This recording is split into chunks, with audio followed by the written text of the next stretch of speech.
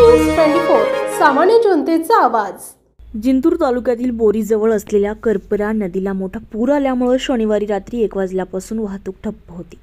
या नदीवरील जुन्या आणि नवीन पुलावरून पाणी वाहत होतं। सकाळी ते पाणी उतरलं।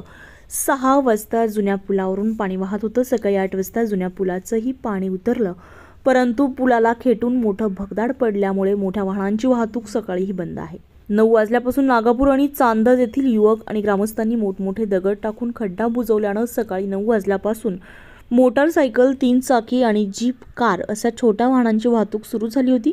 परंतु पाण्याचा दबाव वाढल्यानं पुलाच्या दोन्ही साईडला पाण्याच्या दबावानं कपाऱ्या झाल्यामुळे रस्ता खचला असल्यानं जीप, कार, मोठी वाहनं अद्यापही नदीच्या दोन्ही बाजूंना रात्री 1 वाजल्यापासून उभी आहेत।